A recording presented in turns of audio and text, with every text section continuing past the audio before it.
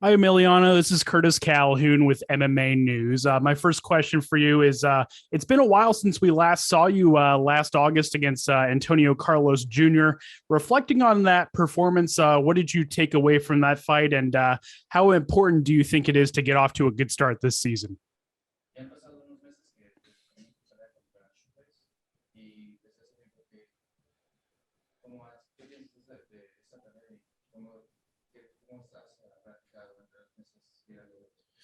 No, creo que fue una pelea bastante pareja, una pelea cerrada, podríamos decir.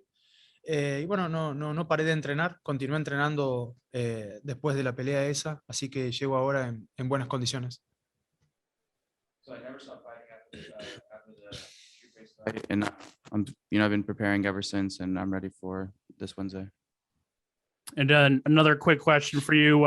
Quick change in opponents for this one. What are your thoughts on Corey Hendricks as an opponent and just the matchup overall? Esta semana se cambió el oponente que vas a pelear, y ¿qué piensas tú ahora de Corey Hendricks, de él y del estilo de la pelea que vas a tener con él? These are very different opponent, you know. There's Sivera is a very good wrestlers, and Corey, I think, it's more like my style, you know. He's a striking and grappling, but I think it's a good fight. It's a good fight for me, for him, for the people. Thanks. Appreciate it. You're welcome. Jonathan? Emiliano, you're one of the longest tenured PFL fighters on the roster. How do you feel that experience will give you the edge over other fighters? Eres uno de los peleadores que ha estado con PFL por mucho tiempo, y ¿cómo piensas tú que esa experiencia te va a ayudar contra los demás en la división? So not only my experience in PFL, you know, I fight for my last 15 years, I think. I have a lot of fights, but the other guys too. Is PFL, I think PFL no is for new guys, you know, it's only for experienced fighters.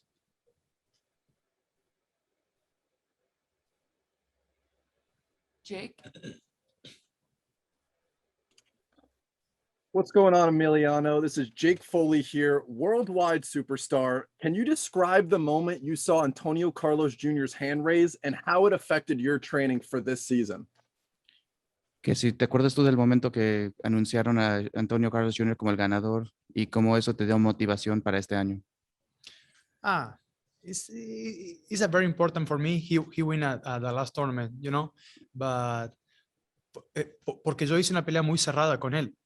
Entonces, si él fue el campeón, significa que yo puedo haberlo sido también. He said, I had a very close fight with Antonio Carlos Jr., so seeing him win the PFL title, it validated that, I faced the best competition. Thank you for your time. Mark? Hey, Emiliano, this is Mark from the Touch 'em Up podcast. My question for you is, what was the toughest fight throughout your career in the PFL? And if it's not the toughest fight, what do you believe the fight is that you learned the most from throughout your career? ¿Cuál pelea que tú has tenido aquí en PFL ha sido la pelea que tú has, la más dura, la más difícil? Y también, si no has tenido una pelea muy difícil, ¿de cuál pelea has aprendido de más cosas? I think that Chris Carmusi, no, the first fight the last season. Not only for Chris is a very good fighter, he's tough, but I'm sick. I COVID 2 or 3 weeks before a fight. I don't feel good, but it's a good experience, you know. I don't have condition. I fight only with my chest. Thank you very much, Nathan. Randall? Emiliano, so going back to Corey Hendricks' inexperience, do you think that is an advantage for you, or do you think that keeps you on your toes in your preparation for someone that you don't have much film on? Que para esta pelea contra Corey Hendricks, ¿tú piensas que la experiencia que tú tienes sobre él, como eso te da una ventaja? ¿O tú crees que...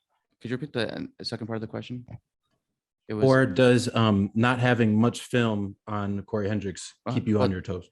¿O es algo que no tienes muchos videos de las peleas, de sus peleas, que no lo puedes estudiar mucho? I watch your fights. I see fight here on live, you know, in the last season. But yeah, for sure, it's a more experience. Everything is good, but he fight for a lot of time too.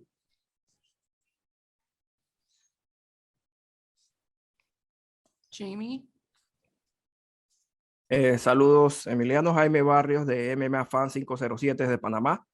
Emi, la temporada pasada veníamos del tema de pandemia, a muchos peleadores le afectó su ritmo, hubo un poco de falta de ritmo en pelea.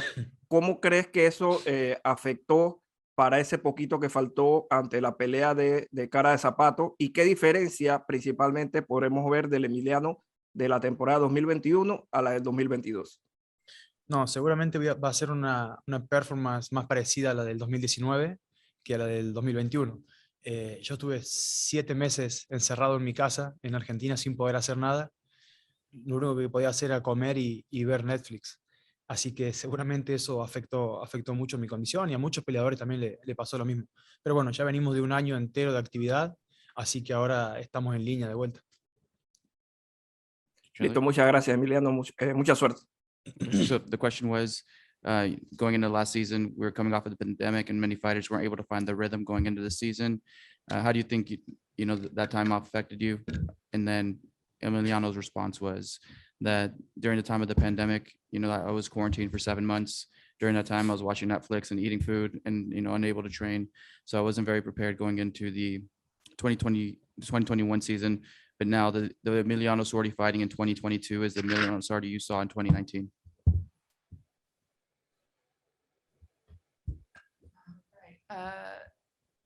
Johan. Hi, Emiliano. This is Johan Abdu of Tunnel Vision Sports.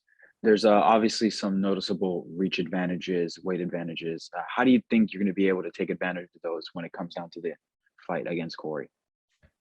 Que en esta pelea contra Corey tienes la ventaja del reach y también de peso. ¿Qué piensas cómo eso te va a ayudar en esta pelea contra Corey? I don't know. I think he's my size, but he's the same weight. Tomorrow the weighting is at 205, but he's a very good fighter. He's a good striker. He's a lot of volume in a fight, but I think I have more power. This is my advantage.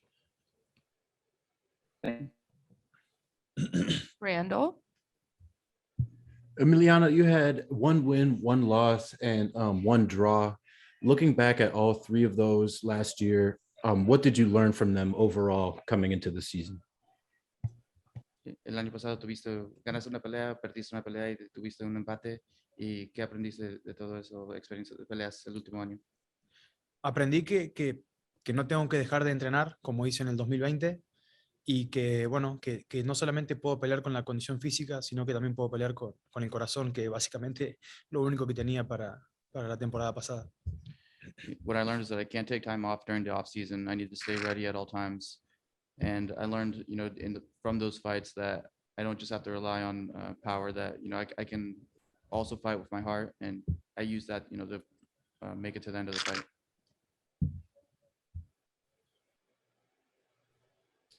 Jonathan. Jonathan Ramlicon, 5 Reasons Sports. You know what it's like to win it all, but you've also felt the disappointment of not making it all the way to win the championship.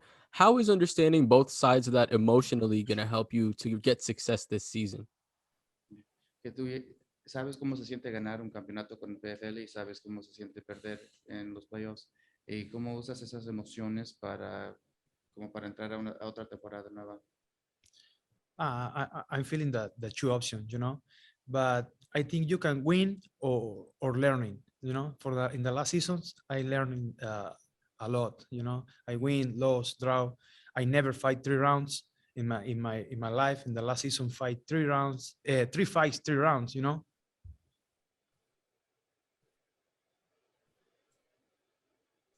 Any more questions for Sordi?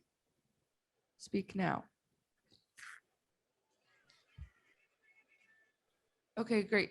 Thank you. Much, Sordi. Appreciate your time today. Am I for the other side now? Or